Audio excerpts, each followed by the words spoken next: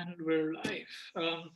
Hi, Karan. Thank you so much for joining me today, and Hi. congrats on a wonderful score, 760, with a V46, which is just fantastic. So, Thank you. why don't you tell us how you got started with the GMAT journey and what it was like for you? Right. So I think I was approximately about 1.5 to 2 years into my working life when I realized that uh, for a medium to long term, uh, I'm looking for a medium to a long term switch in my career. And definitely an MBA would be something that would open those doors for me.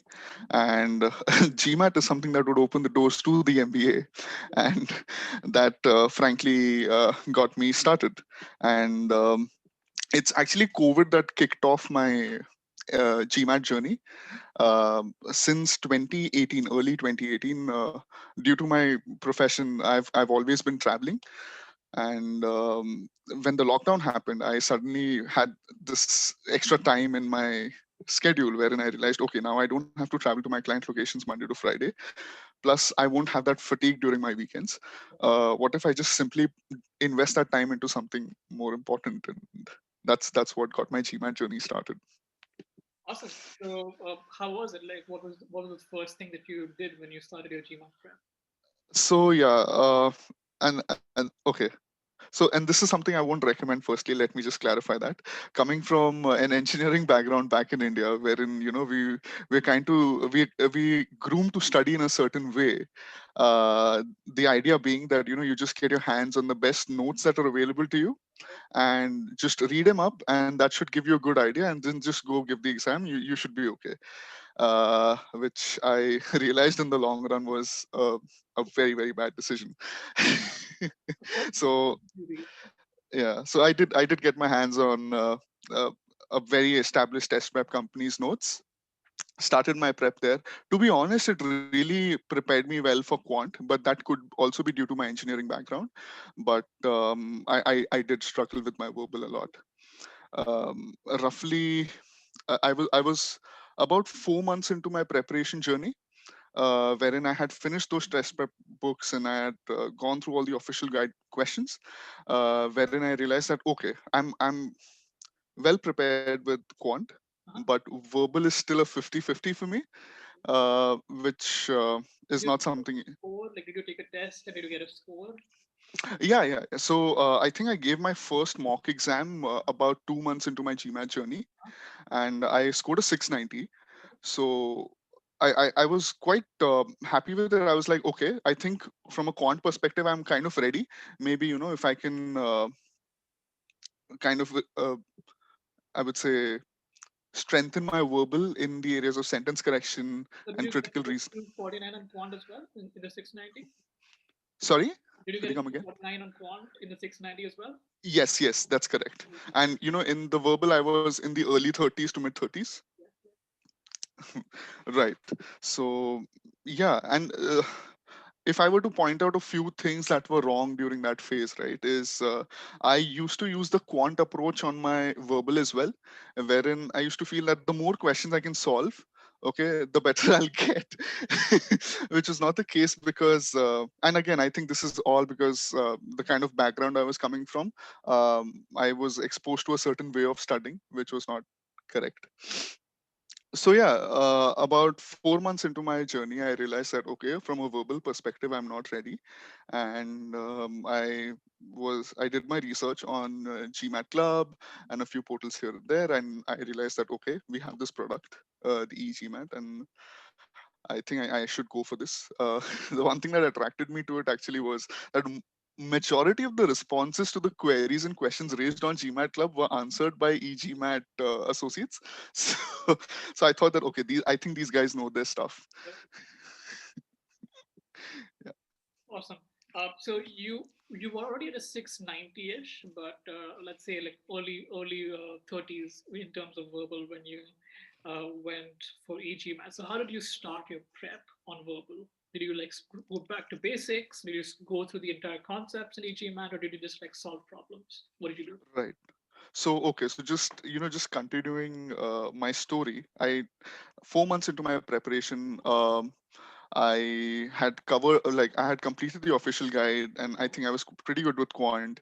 I realized I wasn't good with Verbal. I bought the e-GMAT course, and because I think I'd already put those 4 months behind me, and I thought that I'll just try to quickly like use a quick and dirty approach, maybe fill some information gaps that I have using the e-GMAT course, and then immediately give my exam. So I think within a period of 3 to 4 weeks after getting my e-GMAT course, I had given my first mock. And to be honest, I had not used the course properly Yeah. that was given to me. And as a result, I got a 690 on my first official attempt. Again.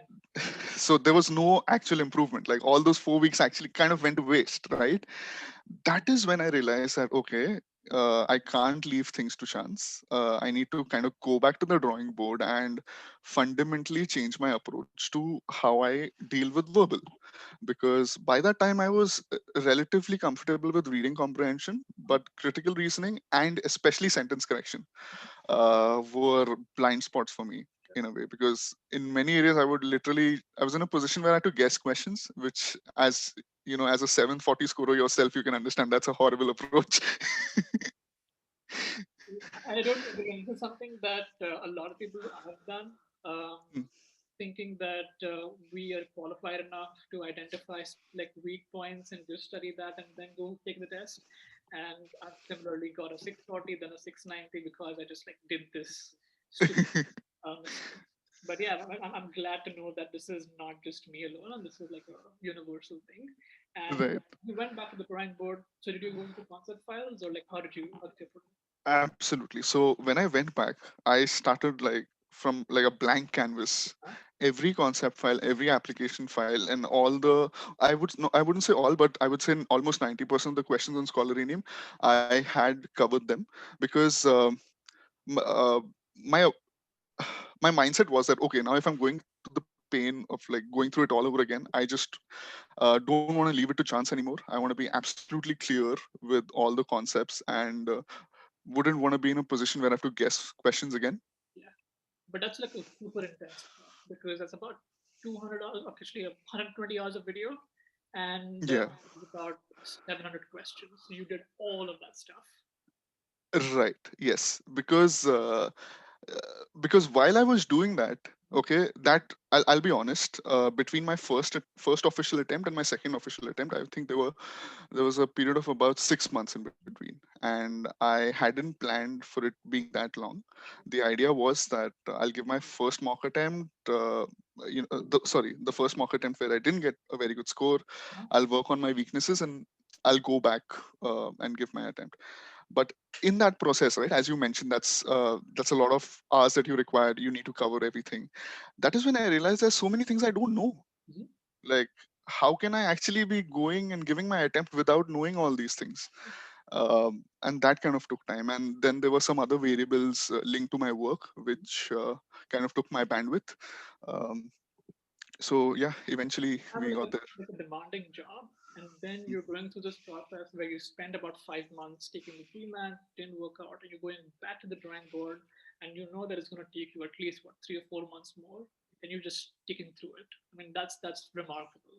Yeah, I use something called as the no zero day, wherein in a day, if I'm in a position where I've just been a lot has been taken from me at work, I would still just give at least 1 hour. Okay, but I'll make sure that that 1 hour also, if I give it, I'll give it with all my attention.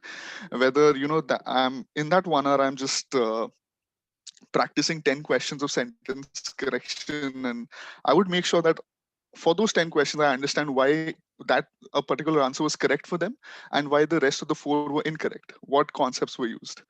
So that is something I did not do before my first attempt. This correction and correction is very interesting because when people get the answers right, we just focus on the wrong ones. We don't focus on the answers we got right. And many times we guess, but those things don't get examined. We just move on, right? So did you come up with that theory yourself? Did someone else tell you, you know what, go back and review the correct answers also? No, definitely. I have actually gone back and reviewed each of my correct answers. Also, that's why I think I had a very low, I would say, turnaround time wherein I would spend a lot of questions. Sorry, I would spend a lot of time on a very low number of questions, Sure. right? And sometimes it used to be very overwhelming that okay, it's been 2 hours. I've literally just done 20 questions. I don't think this is very efficient, but uh, I think that was very very important, especially for sentence correction, because if you don't fundamentally understand how the meaning of a sentence can change by just doing very subtle changes in the sentence, I think that's where the secret sauce is, I guess. Right. Yeah, I totally agree. And you mentioned that you had to sort of relearn a lot of concepts. So, did Hmm. you use help? Did you reach out to anyone when you couldn't understand something? To be honest, all my help was already there in the e-GMAT platform, where they have such a rich library of the question comments down there, right, which are Oh, segregated for the different option choices also. So that really helped me a lot, because that kind of made me realize that okay, the thought process that I'm going through, there are many people going through that same thought process, and they are arguing with uh, Krishna and Shraddha on those same points. So that was great. Even Kanupriya, yes. yeah, yeah, kind of clear. Yeah, forums are super important, and yeah, I'm so glad you actually went through forums. A lot of people choose not to do that because it's so time consuming. But It that's is. remarkable that you had the sort of wherewithal to stick through it. So you're getting questions, sort of your doubts addressed. You're getting questions right. What about timing? Did you struggle on timing? Did you do something special to improve on that front? So I realized that sentence correction was the only place where I was struggling with my timing. Okay. Okay. Through a major duration of my GMAT journey, I think that was because I was in sentence correction. I was always putting myself in a situation where I had to guess the answer. Okay. But eventually, as my concepts got stronger, I realized that sentence correction became the area where I saved the most time. Yeah. Yeah. Right. I was always okay on quant. Again, I think that is because of my background. Reading comprehension, I realized that if I put a healthy amount of time in the passage, the questions just sail through, right? And CR used to take a good at bit somewhere between 1 minute 50 seconds to 2 minutes, and I used to think that's a given. Every CR question used to like deserves that much time. But as my preparation for sentence correction got stronger, I started saving a lot of time, and I started averaging at about 1 minute 30 seconds per question for sentence correction, which I think got my entire I would say time management Yeah. uh, uh, sorted. Yeah, it's so interesting that you're actually remembering and tracking the average time it takes you to solve these questions. So, did you use like Scholaranium to track the times, or how did you sort of measure that? Right. So the whole embarrassingly, I started paying attention to time management after looking at my ESR of the first attempt. Because before that, when I was just giving my mocks, I figured out that okay, I'm finishing the sections roughly, right on the dot, and I'll be okay. I don't need to consciously worry about that. Just focus on the questions and keep going. But when I looked at my ESR, I realized that okay, sentence correction is something I really need to look at, because even after spending that much time, I don't think I got a single question right in my first attempt. So Wow. So you saw that you wanted to spend more time in certain areas, and you sort of mirrored that in your preparation, and you tracked it through Scholarly. Is that what you did? yes, definitely. So Scholaranium, I think, is one of the standout features of the product, because firstly, talking from a questions perspective, the amount of filters and selections that you can make, right? Whether be it in quant, whether you want to do function questions or coordinate geometry or statistics or whatever, probability, combinatorics, you have that selection, and all of those question types have a rich and diverse library. So the chance that you'll run out of questions is not possible, frankly. So having all that selection, right at your fingertips, you can easily set up the questions, not just from e-GMAT's own library, but also the official guide now. Yeah, yeah, So I think that was very strong, and that is where I could not just track my timing in sentence correction and work on improving it, but also see, what are the like, I would say, the weak points in my armor, where I tend to fail the most. sure.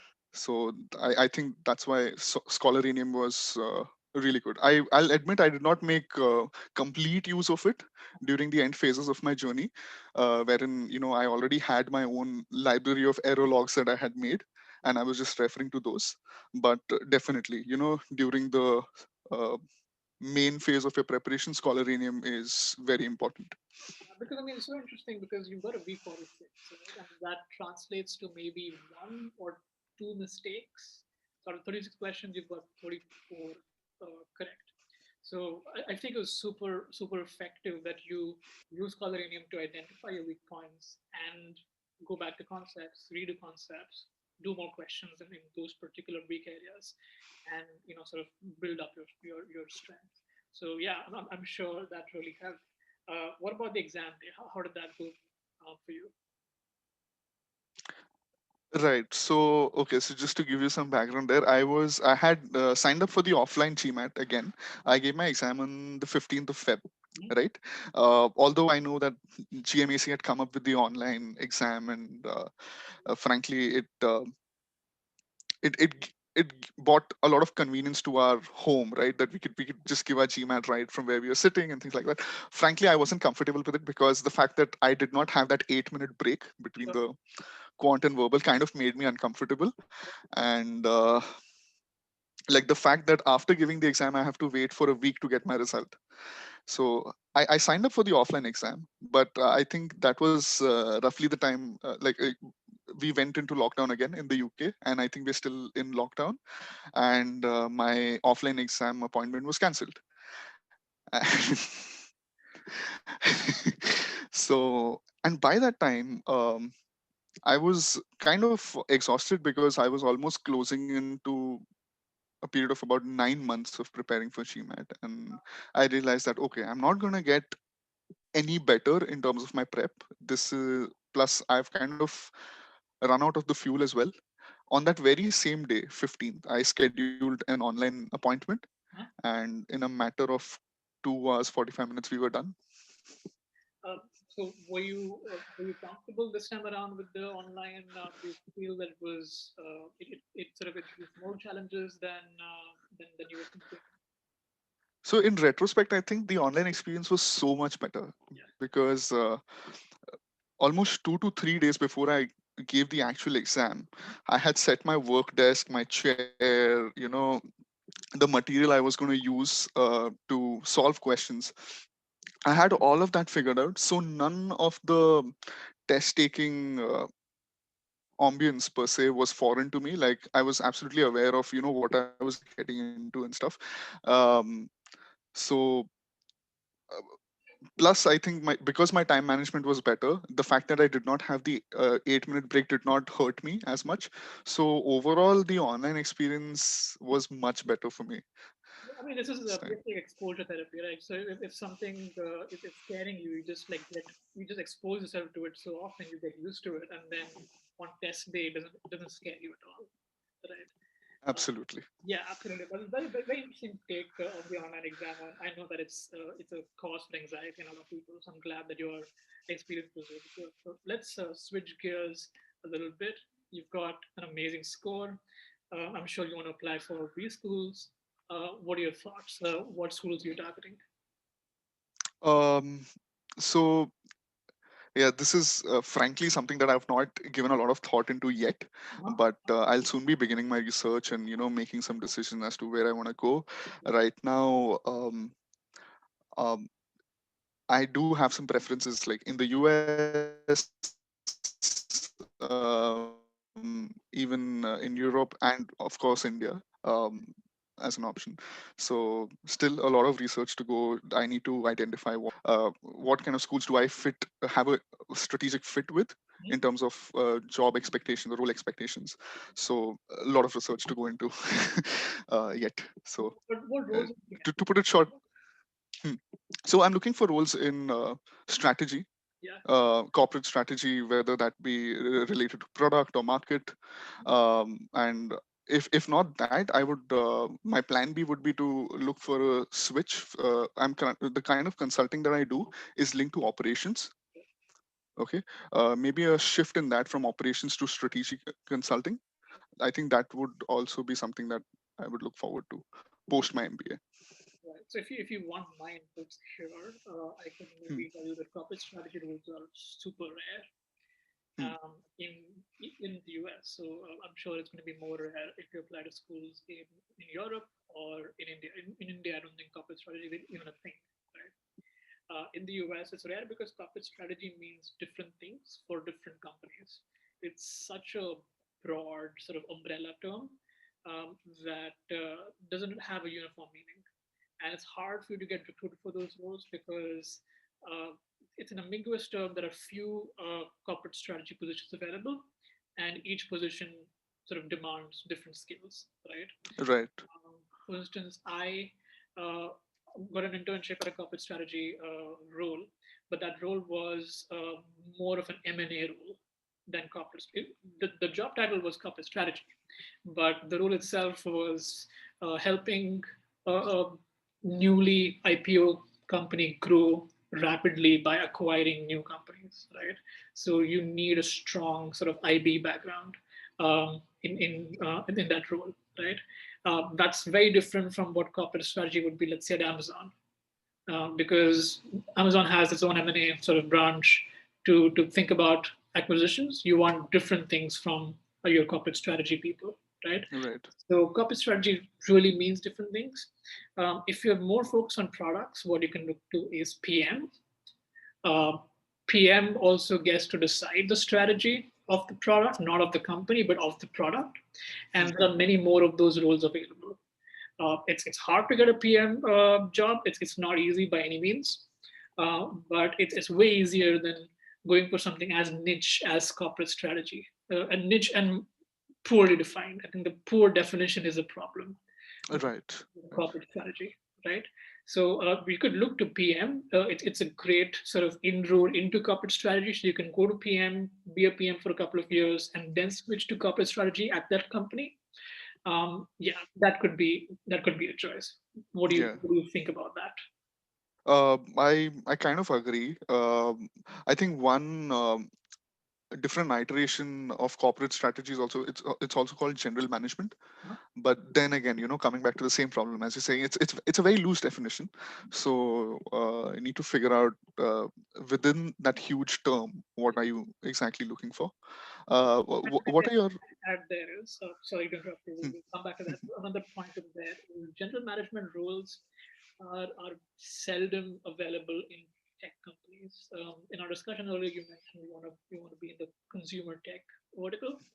Um, General manager roles, again, because it's so broad and poorly defined, you won't see many general management role available at tech companies. Tech companies have very specific roles. General management role is something you can expect at a consumer facing sort of a packaged goods company, right? right, So let's say P&G would have general management roles, general management right, GM roles, hmm, not tech companies. So if you want to apply for strategy related roles, I think product strategy would be a best bet, and PMs have to decide that. noted. What is your opinion on strategy consulting? Oh, I love it. I actually think Yeah. that should be your plan A. Uh, you can say otherwise in your essays.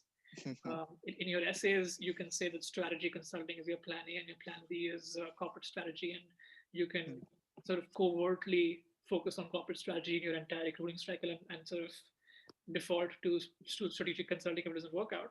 You can do that, right? No one's going to actually track what you're doing in B school.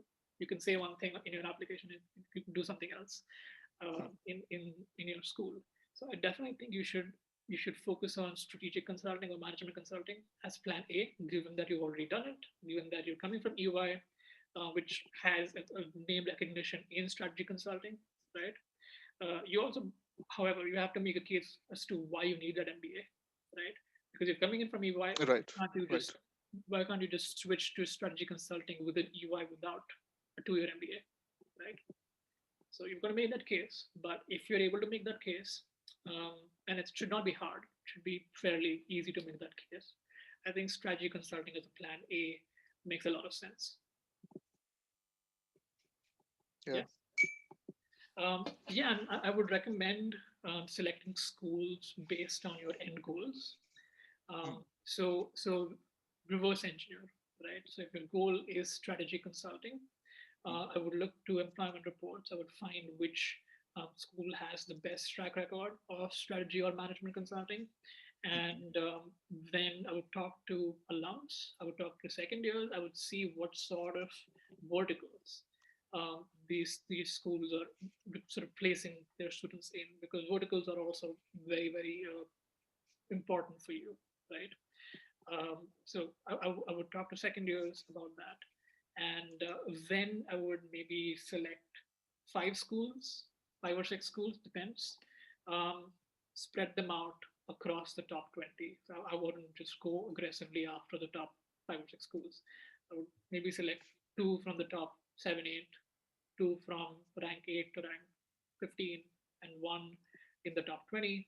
I would sort of spread it out like that, and that's how I would apply.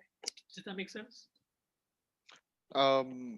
Absolutely, absolutely. I think considering the amount of research that you mentioned, right, that goes into each and every school, you just can't start with a list of 15, 20 schools. You just need to narrow down to the 5, 6 schools that you really want, and get to know them inside out, and Yeah, then progress. I don't think you should consider any school out of the top 20, if I'm being completely honest, even though it's a big school. I think coming in from EY, you have a fairly linear story to tell. Like it's not, you don't really have to explain a ton of things on your application. Your professional history is not sort of all over the place, right? There's a very simple story that you got to tell. You also have international experience that also counts for a lot, right? So you've got a strong application. Uh, Focus on top 20. Mhm. Um, just spread out the application would be my recommendation. Don't just focus aggressively on, let's say, top 7 schools, and if it doesn't work out, then you have no second shot, right? So don't do that. I would just recommend spreading it out. Understood.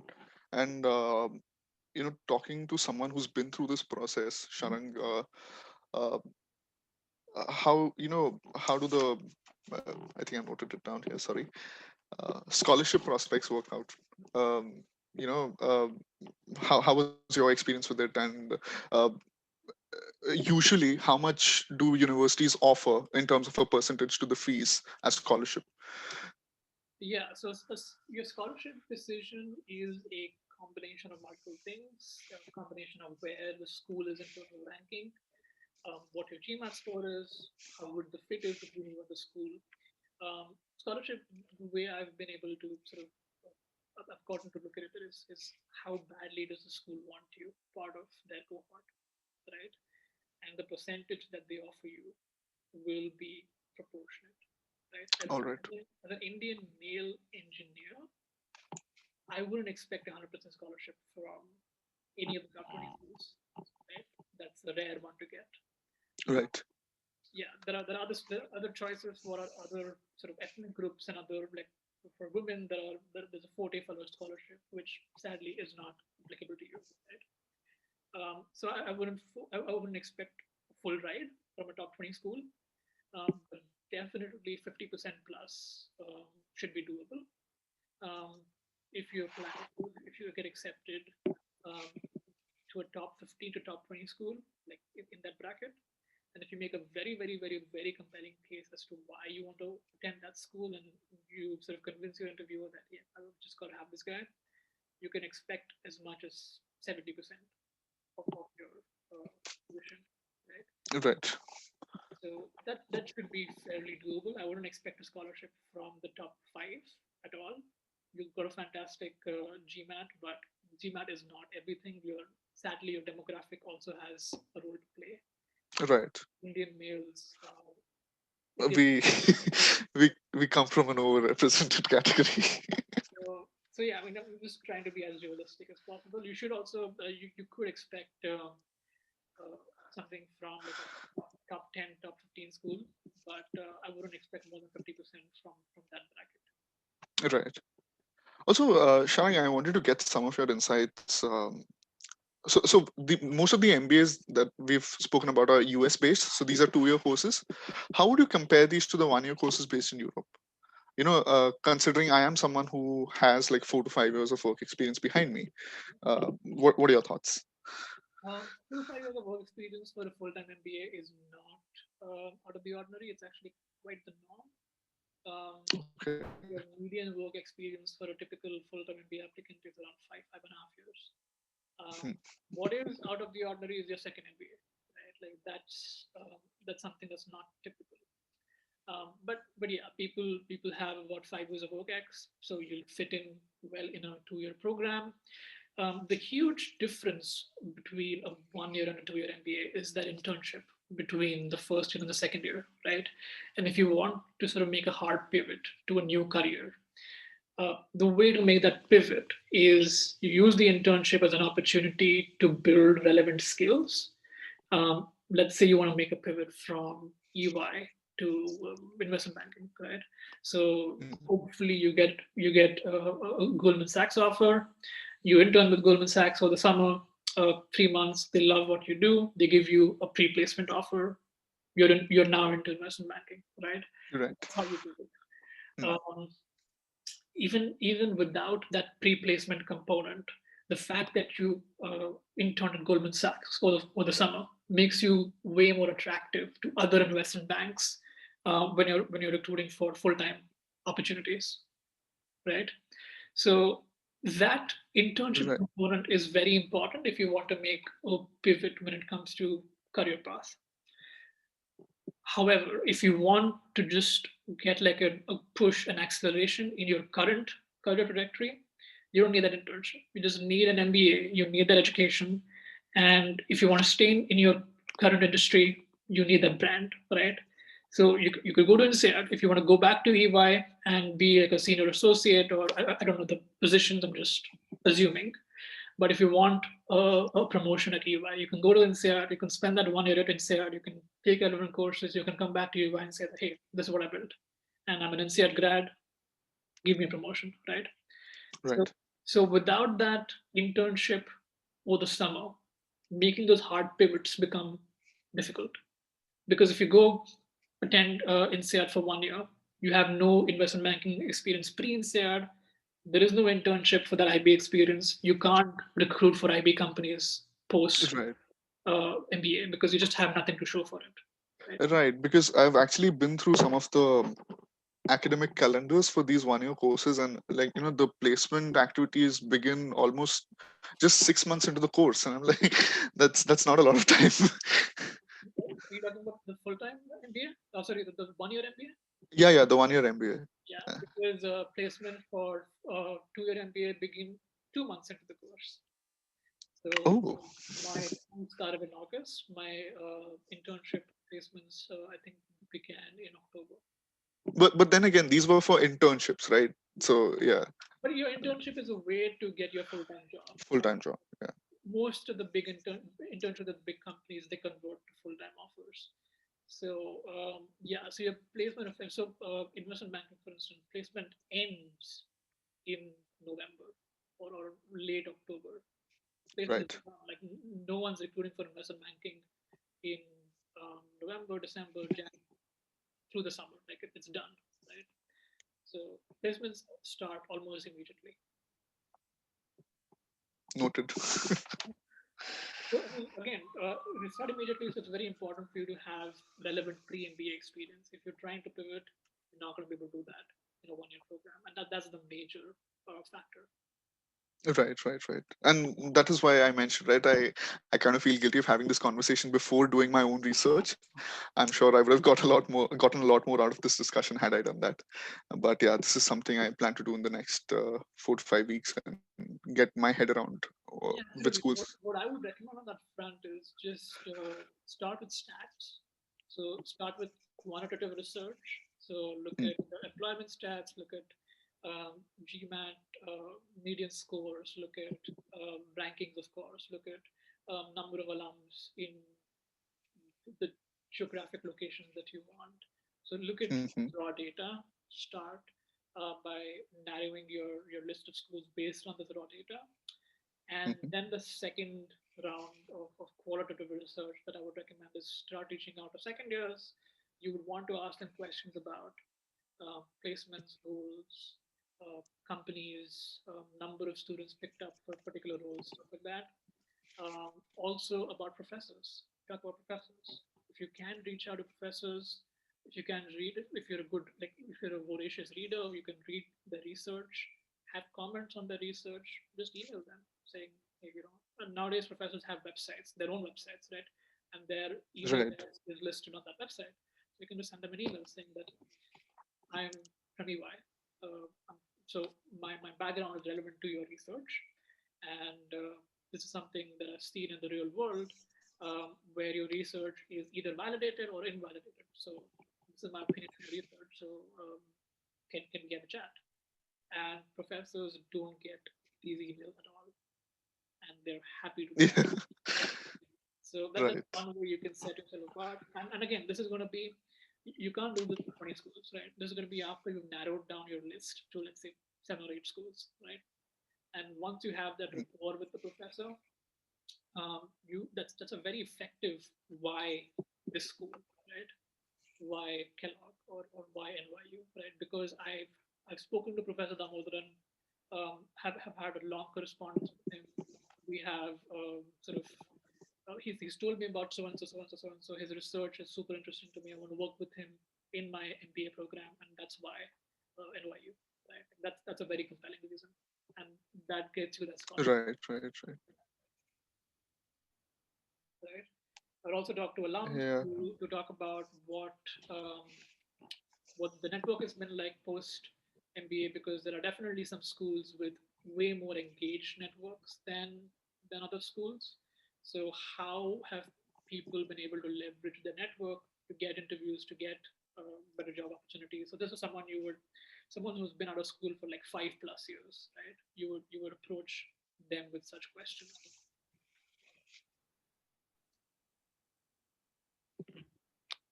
Makes sense, Sharon. Now that you kind of lay all the elements down, it does make a lot of sense. Yeah.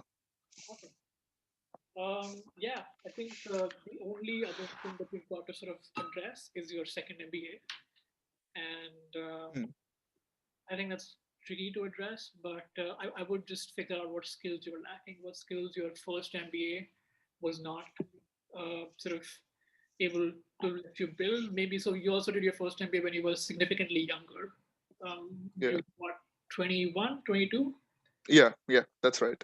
Yeah, so it's okay to not have clarity on your long-term career prospects at that age, and Mm, to do that MBA, or to take classes that were maybe not helpful for you from a long-term perspective. That could be one explanation. That I took classes, I thought I wanted to get into finance, but not so much. My MBA was in finance, but now I want mm, to move into consulting. I didn't build any consulting skills in my MBA, so I want a second MBA. I want a second shot, and I'm going to build these skills, which I was not able to build in my prior education. So a right. skill-based Right. argument, I think, is more effective than Mm, let's say ranking, or a alumni network, or a experience-based argument, because they expect you to have gone through that already in your prior MBA. So the question is like, what have you not gained from that MBA? Like, what's missing? correct. Yeah, did that make sense? Was that helpful? Absolutely. Yeah. I think that would be one of the key points for me to address in my B school applications. That why am I coming Mhm. for this course again? Yes. Every school has an optional essay for 2 or 3 words. You can explain this in that optional essay, so you don't even have to sort of eat up your main essays. Hmm. So there's space for you to explain this. Right. Sharang, what are your opinions on admission consultants? Like, are they someone who can really help, or it's or the process is so internal that if you're prepared well enough, there's not much value that they can add. What are your thoughts? Yeah, it depends. I've worked with good and bad consultants. Um, Right. a consultant is definitely helpful if you want clarity. If you, I mean, because consultants have basically experience on their sides, right? Um, if you're going to use a consultant to write an essay, I think that's a very bad use and an ineffective use of an admission consultant. A consultant adds experience, having helped hundreds of people, and that experience specifically pertains to asking the right questions, poking the applicant enough in all the uncomfortable spaces where the applicant has done a very poor job of thinking through that story. So they will ask the right questions. They will make you think. They will suggest from time to time that, hey, you're on the wrong path. You maybe want to think in this direction, and they will help you create a story that is easily understandable from the admission officer's point of view. Right? They will help you craft a linear story. If you already have a linear story, if you have a simple story, if you've done your thought process, if you have everything crystal clear, I don't think a consultant would add as much value. But if you're still Right. thinking on multiple things, I think it could be a good decision to hire consultants. I don't think, I mean, consultants are not necessary if you just want to, let's say, have someone edit your essays. It's too expensive, right? Um, It's a waste of, yeah. Yeah. exactly, exactly. But definitely from a story point of view, from a career trajectory point of view, I think they do add good value. Understood. Yeah. Anything else that I can help with? Uh, no, that's pretty much all I had from my end, Sharang. Awesome. I It's hope been, this call was productive. I had a lot of fun talking to you. I hope this was yeah. useful. Likewise, likewise. And yeah, good luck. Good luck on your applications. Congrats again on your score. And happy to help. Just reach out. Yeah. Thank you so much, and yeah, have a great Sunday. You too. Bye-bye. Bye.